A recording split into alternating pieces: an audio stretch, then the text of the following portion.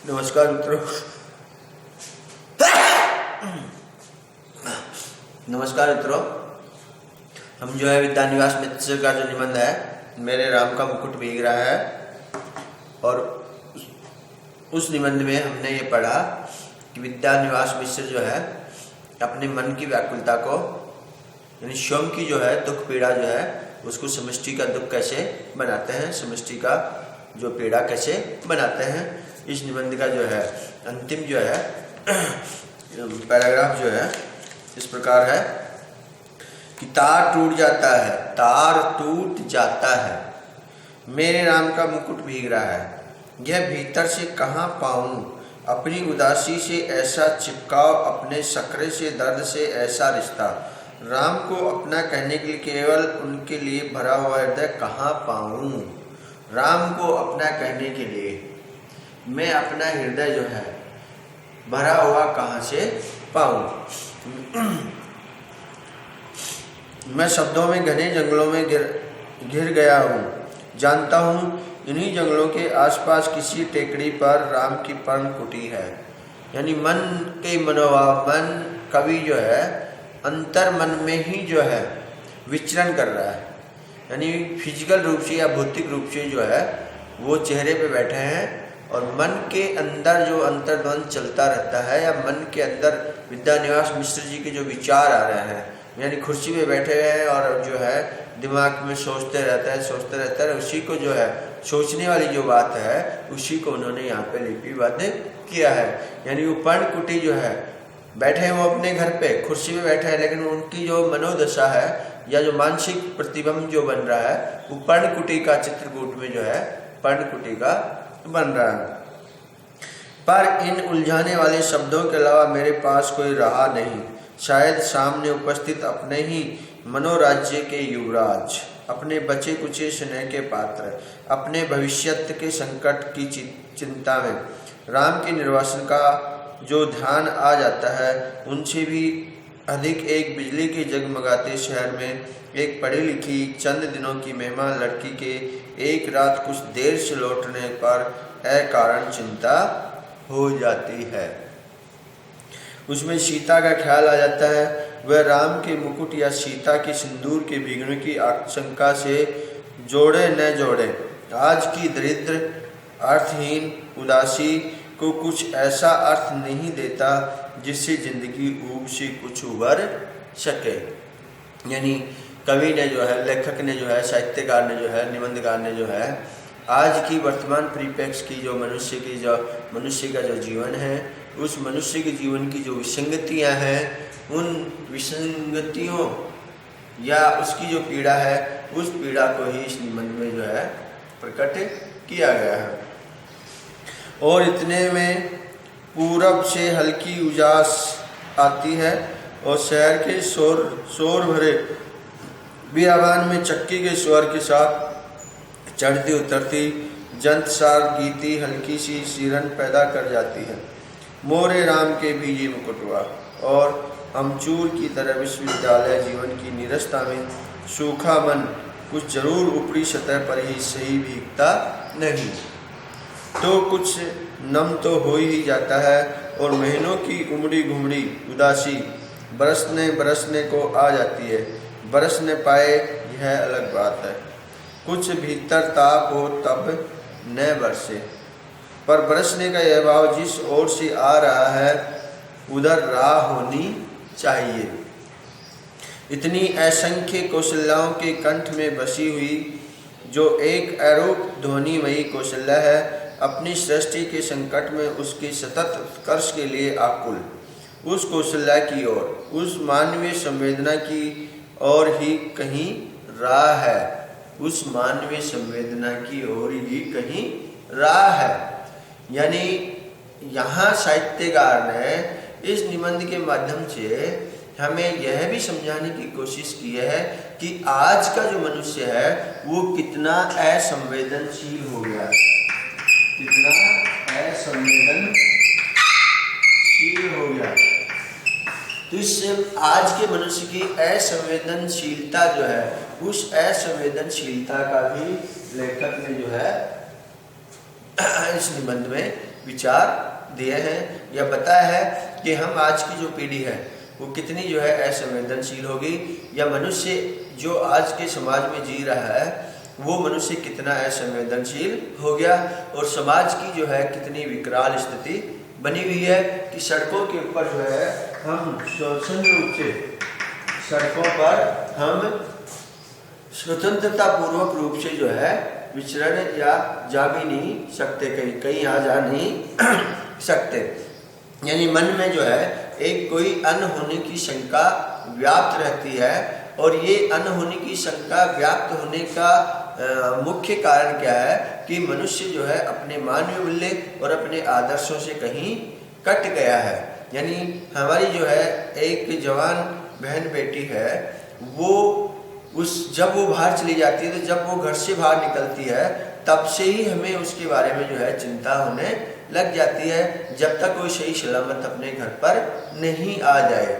यानी यहाँ साहित्यकार ने इस निबंध में मनुष्य की असंवेदनशीलता को भी प्रदर्शित किया है, और हमें यह उद्देश्य के रूप में संदेश भी दिया है कि मनुष्य को जो है उसको संवेदनशील होना कितना आवश्यक है। जब मनुष्य संवेदनशील होगा तो समाज से जो है दोष है या जो हमारी आशंका है वो आशंका जो है अनहोनी की आशंका वो मिट जाएगी या खत्म हो जाएगी। तो मैंने आपको हमेशा अपने जो है अध्ययन के दौरान यही बताता हूँ कि साहित्य जो है वो मनुष्य का परिष्करण करता है, मनुष्य का जो है मनुष्य की विचारधाराओं को, मनुष्य के मूल्यों को, इनको जो है संधारित करता है। तो राजकीय संवेदना की ओर कहीं रहा है, पास के नीचे दबी हुई है, पर उस पास की महिमा अपरंपार है। उसे तो आज वन्य पशुओं का राजकीय संरक्षित क्षेत्र बनाया जा रहा है। नीचे ढकी हुई है, रहा तो सैलानियों के घूमने के लिए, वन पशुओं के प्रदर्शन के लिए, फोटो खींचने वालों को चमचमाती छवि, यात्राओं के लिए बहुत ही रमणीक स्थली बनाई जा रही है। उस राह पर तुलसी और उनके मानस के नाम पर बड़े बड़े तमाशे होंगे, फूल झड़ियाँ दगेंगी और सैर सपाटे होंगे, पर राह ढकी ही रह जाएगी। और वो राह कौन सी है? वो राह है आदर्श की राह, वो राह है उच्च विचारों की राह, और उच्च विचारों की राह, आदर्श की राह। यानी हम जो है असंवेदनशील है या मन में हमारे पीड़ा रहती है कि हमारा समाज कैसा समाज हो गया। यानी समाज जो है आज पशुवत समाज होता जा रहा है। यानी पार्श्विक जो मनोवृत्तियाँ हैं, उन पार्श्विक मनोवृत्तियों का समाज के व्यक्तियों के ऊपर अत्यधिक प्रभाव होता जा रहा है। आप आए दिन विभिन्न मीडिया के माध्यम से, विभिन्न समाचार पत्रों के माध्यम से आए दिन ऐसी घटनाएं जो हैं पढ़ते रहते हैं, जिन पे हमें ग्लानि होती है कि क्या यह मनुष्य है, क्या यह हमारा समाज है, क्या यह सभ्य लोगों का समाज है, क्या इसे हम मनुष्य कहेंगे, क्या इससे सृष्टि के ऊपर मनुष्य इसलिए जो है सृष्टि की उत्पत्ति हुई थी, या जो परम तत्व है उस परम तत्व ने मनुष्य की उत्पत्ति इसलिए की थी। यानी इन सब बातों को लेखक ने, साहित्यकार ने, निबंधकार ने इस निबंध में प्रदर्शित किया है। तो तुलसी मानस के नाम पर बड़े बड़े तमाशे होंगे, फुलझड़ियाँ दाएंगे, सैर सपाट होंगे, पर राह ढकी ही रह जाएगी।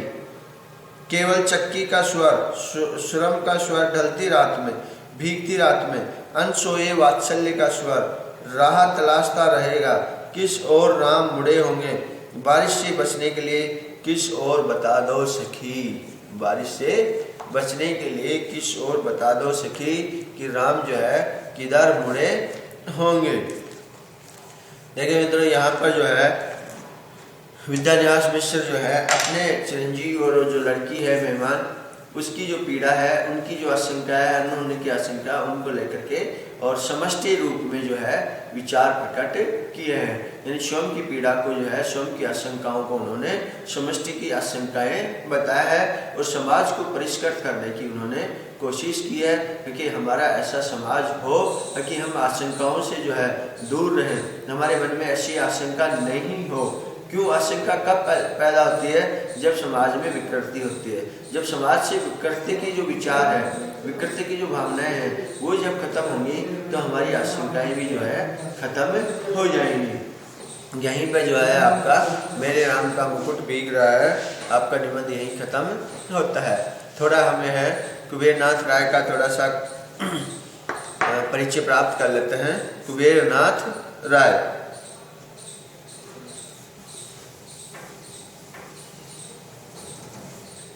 कुबेरनाथ राय जो है हिंदी साहित्य में जो है ललित जो निबंध लिखे गए हैं उन ललित निबंधों के लिए प्रसिद्ध निबंधकार के रूप में हिंदी साहित्य के अंतर्गत आते हैं। तो कुबेरनाथ राय का जन्म जो है 26 मार्च 1933 ईस्वी में होता है और निधन जो है उनका 5 जून 1996 में होता है।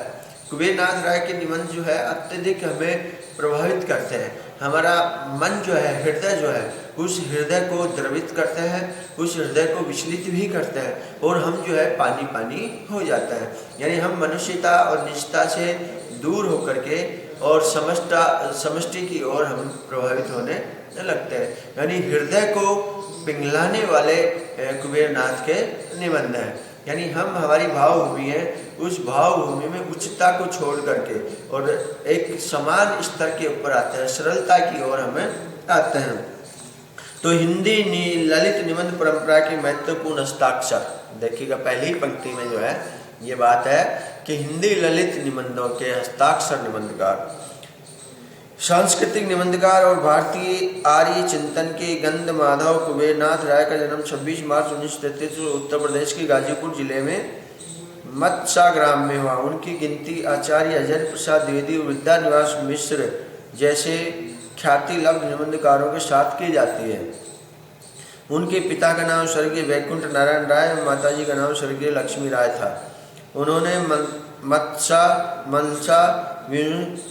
क्वींस कॉलेज, वाराणसी, काशी हिंदू विश्वविद्यालय, वाराणसी और कलकत्ता विश्वविद्यालय से शिक्षा प्राप्त की।